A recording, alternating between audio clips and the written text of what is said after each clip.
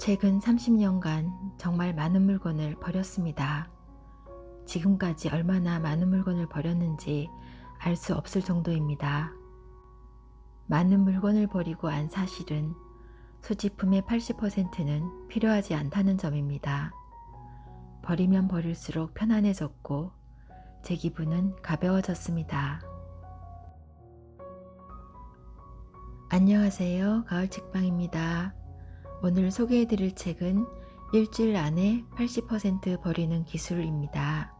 저자는 후데코, 펴낸 곳은 학산문화사입니다. 저자는 캐나다에 살고 있는 50대 미니멀리스트인데요. 20대 후반일 때 방에 흘러넘치는 물건을 보고 경악했다고 합니다. 전부터 심플라이프를 동경해 왔었고 가지지 않는 삶을 목표로 했지만 점처럼 잘 되지 않았습니다. 버리고 싶은데 버려지지가 않았고 제대로 정리를 했다 싶었는데 어느새 물건이 또 늘어나 있었습니다. 저자는 50대 중반이 되어서야 내가 중심인 방에서 살 수 있게 되었다고 말합니다. 많은 정리책들이 나왔는데도 물건을 줄이지 못하는 사람들이 적지 않습니다. 아마도 같은 상황과 고민 속에 있는 분들이 많으실 거라 생각됩니다. 저자는 20대의 고민을 시작해서 30년에 걸쳐 시행착오를 거쳤습니다. 그 과정 중에 있었던 성공도 실패도 함께 전해주고 있습니다. 편안하면서도 재미있게 들어주시면 좋겠습니다. 그럼 이제 책 내용 함께 들어보겠습니다. 여러분의 구독과 좋아요, 알람 설정은 저에게 큰 힘이 됩니다. 미니멀리스트는 자기 나름의 삶을 중요하게 생각하기 때문에 그들의 라이프 스타일은 저마다 다릅니다. 수트케이스 하나에 담을 수 있을 만큼 소지품을 줄여 호텔에서 지내며 식사는 외식에 의존하는 미니멀리스트도 있는가 하면 시골로 이사해 가능한 한 돈을 쓰지 않고 자급자족에 가까운 생활을 목표로 하는 미니멀리스트도 있습니다. 제가 이 생활 방식에 주목하게 된 것은 2009년 무렵입니다.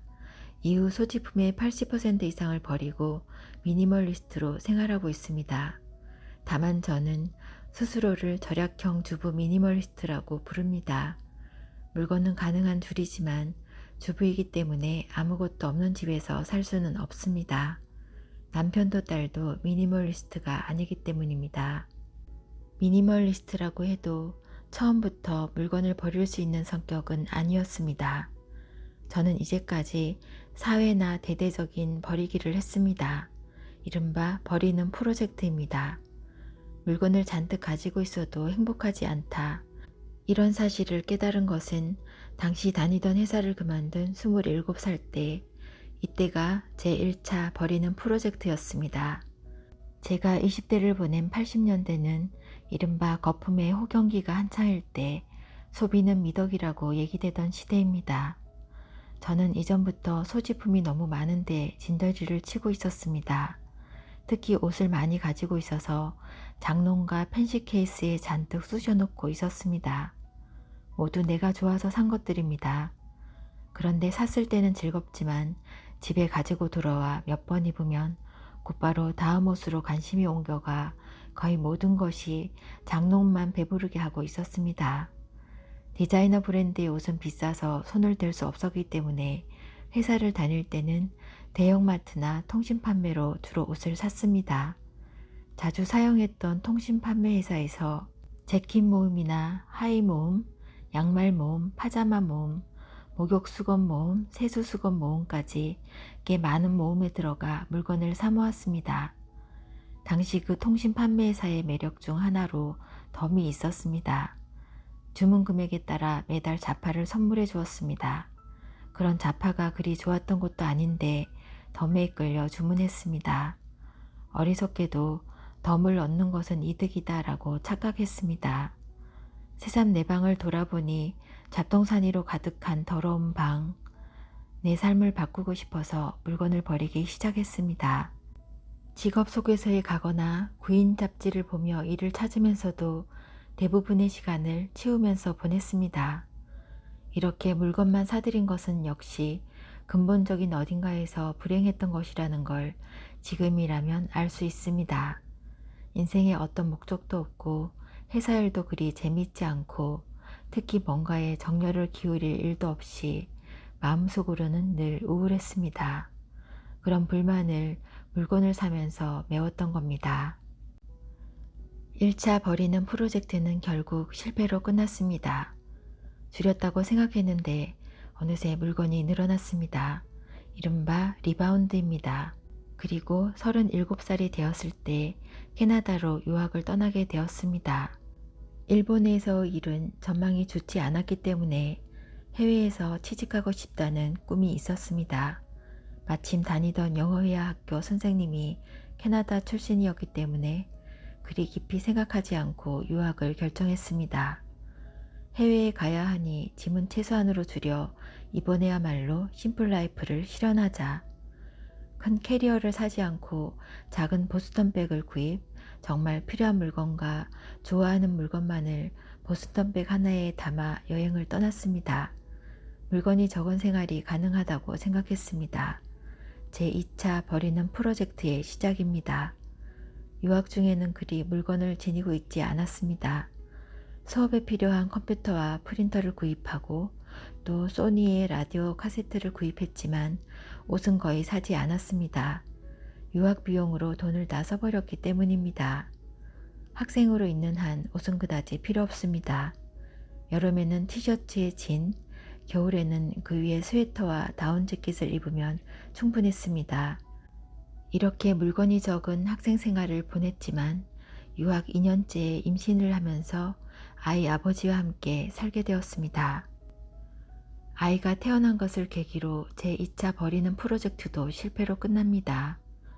일본에 계신 어머니가 청기저귀와 장난감, 목욕용품, 친척아이가 입던 옷 등을 보내준 것을 시작으로 하나씩 하나씩 가재도구가 늘어났습니다. 제 옷도 늘어났습니다. 산 게 아니라 일본에 두고 온 옷을 조금씩 어머니께 부탁해 받았던 겁니다.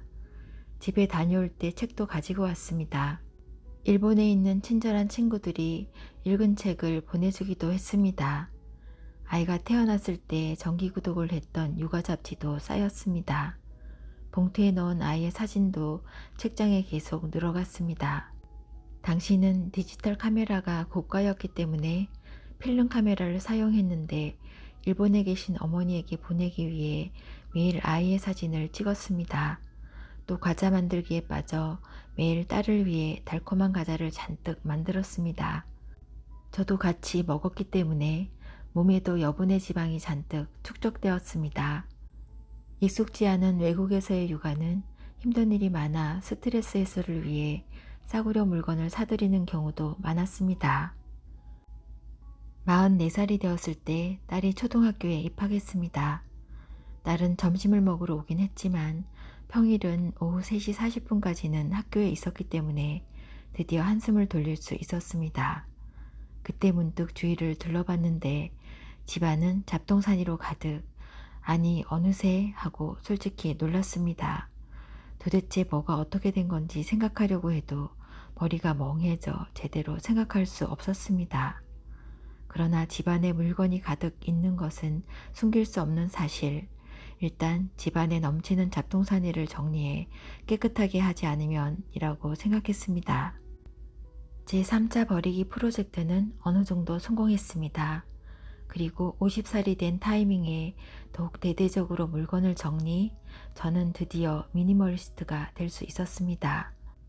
물건을 버려 마음이 후련해졌는지 아니면 마음이 안정되었기 때문에 물건을 버릴 수 있게 된 것인지 어느 게 먼저인지 모르겠습니다만 물건을 버리는 일은 우리들의 멘탈과 깊은 관계가 있다고 실감했습니다.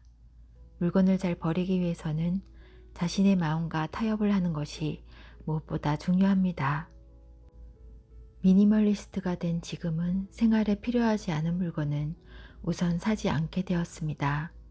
이따금 쇼핑에 실패해도 의외로 쉽게 처분할 수 있었습니다. 그렇다고 해도 쉽게 버릴 수 있게 된 것은 최근 몇 년입니다. 제게는 버리고 싶지만 버리지 못하는 물건이 잔뜩 있습니다. 문방구, 서류, 책, 제가용품은 버리기 힘들어 마지막까지 가지고 있었습니다. 실은 책은 아직도 80권 정도 가지고 있습니다. 수없이 버리기를 망설였습니다. 이제 버리자라고 아주 좋아하는 캐릭터 쿠키트를 들고 가만히 생각에 빠지곤 했습니다. 쿠키트를 볼 때마다 손이 멈춰버려 단념하기도 했습니다. 하지만 결국 며칠 뒤에 버렸습니다. 이렇게 단번에 버리지 못하고 버린다, 버리지 않는다 라는 섹션을 수없이 오갔던 물건이 정말 많습니다. 사람은 일단 물건을 소유하면 내 물건이라는 의식이 생겨 좀처럼 놓을 수가 없습니다. 일단 버리려고 하면 손이 멈춥니다. 버리고 싶은데 버릴 수 없다는 불가사의한 딜레마에 빠지고 마는 겁니다. 통신 판매로 산 뜨개질 바늘 세트를 품고 있다가 결국 28년이 지난 후에야 버렸습니다. 이 뜨개질 바늘 세트를 잡고 놓지 못한 것은 언젠가 뜨개질을 하는 사람이 되고 싶다는 바람이 있었기 때문입니다. 이것을 사면 되고 싶은 자신이 될 거라고 생각해 산 물건, 그것을 저는 야망잡동사니라고 부릅니다. 야망잡동사니는 정말 버리기 어렵습니다. 되고 싶은 자신이 되려고 구입했기 때문에 그것을 버리는 것은 자신의 희망과 꿈을 버릴 결의를 하는 것과 같기 때문입니다. 하지만 애당초 뭔가를 버리고 싶다고 생각한다는 것은 더 이상 필요 없다는 답이 이미 반쯤 나와 있다고 생각합니다.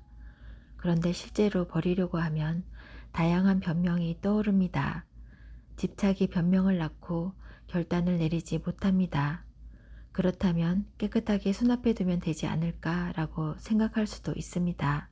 그러나 수납으로는 해결할 수 없습니다. 수납은 어디까지나 필요한 것을 다음에 사용하기 위해 정리해 두는 겁니다. 그 집에 불필요한 것을 정리하는 것은 정당한 수납이라고 할 수 없습니다. 원래 인간에게는 물건을 잃는 것을 무척 싫어하는 마음과 일단 뭔가를 소유하면 그 물품의 평가를 이유도 없이 높이 평가하는 심리가 있습니다. 모두 행동경제학의 이론입니다. 언젠가 사용할지 모른다의 언젠가는 절대 오지 않는다는 말을 자주 듣습니다. 제 경험으로는 그 언젠가는 온 적이 없었습니다. 그런데 모두가 아무리 기다려도 오지 않을 언젠가를 위해 잡동사니를 쌓아놓고 삽니다.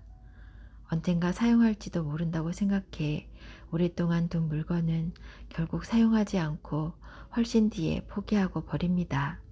제게는 그런 물건이 헤아릴 수 없이 많습니다.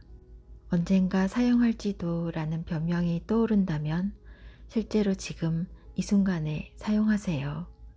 스키 등 특정한 계절에 사용하는 아이템이라 지금 당장 사용할 수 없을 때는 사용할 날을 정하고 스케줄 수첩에 기록합니다. 만약 그날까지 사용하지 않았다면 역시 언젠가는 오지 않았다고 생각하고 포기하고 버리세요. 얼마 전 오랫동안 가지고 있던 캐릭터 인형을 버렸습니다. 20대 중반에 직장 동료에게 받은 것입니다. 저는 그 캐릭터가 너무 좋아 소중히 여겼기 때문에 버리는 게 쉽지 않았습니다. 다만 다른 사람에게서 받은 물건을 버리고 싶다고 생각하고 있다면 그 선물은 자신에게 짐과 걸림돌이 되고 있는 게 아닐까요? 마음에 부담이 되는 물건은 아마 앞으로도 사용하지 않을 겁니다. 선물을 버릴 수 없을 때는 물건과 감정을 떼어놓고 생각해 보기를 권합니다. 선물에 붙어 있는 감정은 준 상대가 자신을 생각해 주는 마음입니다. 이 마음에 대답하기 위해 어떤 선물이라도 고맙게 받는 게 좋다고 생각합니다. 하지만 이 시점에서 이미 마음을 다 받은 것이기 때문에 선물의 역할은 반쯤 끝났다고 할 수 있습니다. 선물이 체현하고 있는 감정을 소중하게 다루고 혹시 정말 마음에 들면 곁에 두고 실제로 사용하면 되고 당신의 취향과 맞지 않는다면 다른 사람에게 주거나 재활용에 내놓아도 상대에게 신뢰가 되는 건 아니라고 생각합니다. 제 자신은 추억의 물건이니까 라는 이유로 가지고 있는 것은 사진뿐입니다. 만약 추억의 물건이 너무 많다면 하나 둘쯤 선별해 바로 보이는 곳에 놓는 게 어떨까요? 추억의 물건이 공간을 너무 차지해서 지금의 생활을 망친다면 아깝다는 생각이 듭니다. 역시 가장 중요한 것은 지금 이 순간의 생활입니다. 돈은 둘째치고 죄책감과 후회는 마음을 무겁게 합니다. 살 때 비쌌다고 하더라도 사용하지 않으면 바로 버리는 게 결과적으로는 훨씬 이득입니다. 제게는 고가였기 때문에 라는 이유로 30년 이상 가지고 있던 물건이 있었습니다. 20대 때 보석 전시회에서 산 반지입니다. 토파스 디자인이 마음에 들어 구입했는데 반지를 잘 끼지 않기 때문에 실제로 손가락에 낀 것은 동산 24시간도 되지 않을 겁니다. 30년 동안 하루밖에 끼지 않았던 반지에 지불했던 돈은 20만엔. 가난했던 제게는 큰돈이었습니다. 가지고 있어도 큰 짐이 되지 않아서 오랫동안 보관했습니다. 그러다가 점점 나이를 먹어 저는 그 반지와 어울리는 사람과 점점 멀어졌습니다. 약 1년 전 마침내 역시 전혀 하지 않았던 목걸이와 함께 떠나보냈습니다. 이상하게도 손해를 봤다는 마음은 없습니다. 버려서 후련했습니다. 괜한 쇼핑을 했다는 죄책감에서 해방된 겁니다. 물건을 줄이는 장점 중 하나에 결단 피로에서 해방된다는 것이 있습니다. 무언가를 결정한다는 행동을 하면 할수록 내가 피곤해지고 판단력이 떨어져 잘 결정할 수 없게 됩니다. 이것이 결단 피로입니다. 쇼핑을 할 때 내가 필요하면 아무 생각이 나지 않아 충동적으로 사버립니다. 결단이 되지 않아 돈도 쇼핑에 쏟은 시간도 낭비하고 맙니다. 청소가 귀찮아 라는 마음은 방에 물건이 너무 많은 탓도 있지만 그런 탓에 매일 결단 피로를 느껴 청소라는 아주 단순한 가사조차 꺼리게 되는 것이라고 생각합니다. 물건을 줄이는 것은 결단하는 기회를 줄이는 행위이기도 합니다. 물건을 버리는 단계에서 결단 피로를 느끼는 경우도 있습니다. 우선은 버리려고 끄집어낸 물건을 보고 결단을 미루고 그만두고 맙니다. 끄집어냈다면 바로 그 자리에서 결정하세요. 미루면 의사결정을 해야 하는 기회가 한 번 더 늘어나는 겁니다. 망설여지면 버린다로 결정하세요. 저는 다양한 버리는 방법의 시행착오 끝에 우리 소지품에도 펠리 법칙이 작용하고 있다고 생각하게 되었습니다. 펠리 법칙은 모든 일의 결과의 80%는 20%의 원인에서 발생한다고 생각하는 경험 법칙입니다. 20%의 고객이 80%의 매상을 발생시킨다.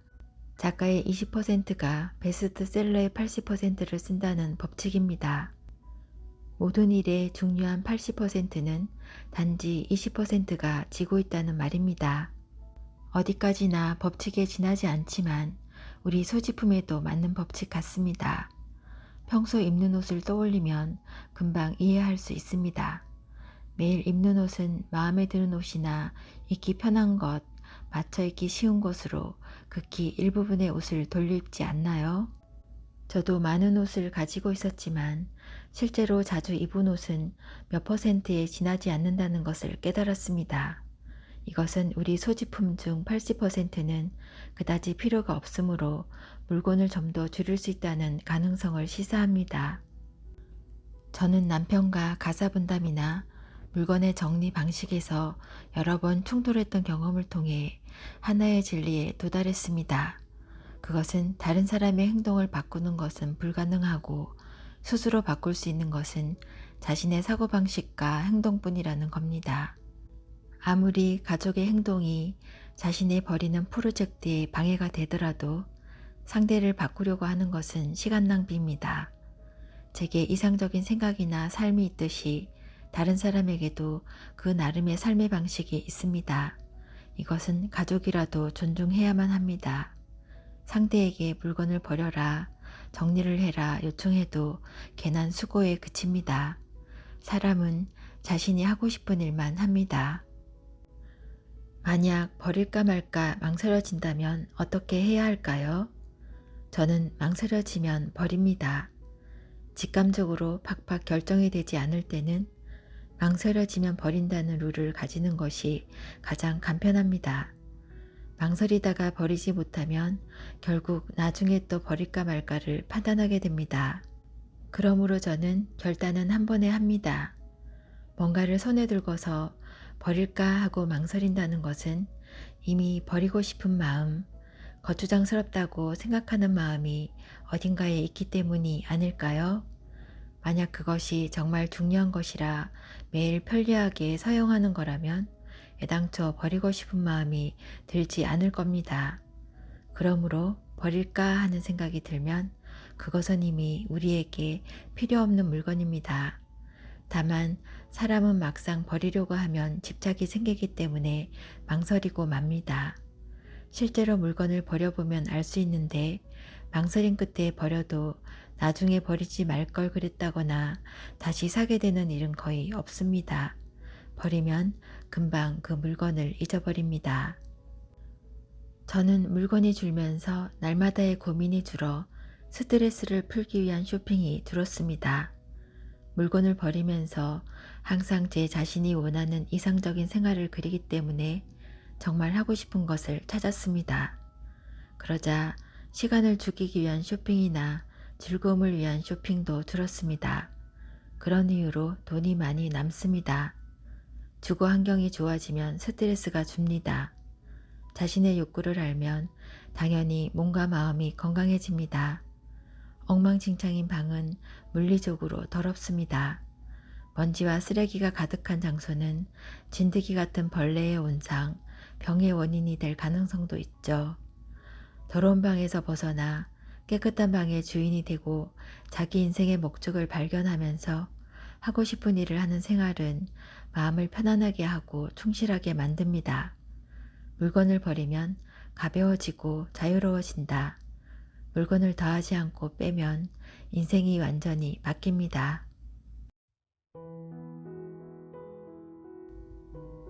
책 읽기는 여기까지입니다. 후데코 저자의 일주일 안에 80% 버리는 기술이었습니다. 버릴 수 없는 사람도 버릴 수 있게 되는 것. 이것이 저자가 이 책을 쓴 이유라고 합니다. 이 책에는 처음 버리거나 잘 버리지 못하는 사람도 즐겁게 버릴 수 있도록 다양한 아이디어가 들어 있습니다. 저는 쇼핑을 피할 것, 자기에게 맞는 작은 생활을 할 것, 그리고 물건과 대면하고 과거의 자신을 버리라 라는 말이 많이 와닿았습니다. 여러분께도 도움되셨기를 바라고요. 들어주셔서 감사합니다. 평안한 시간 보내세요.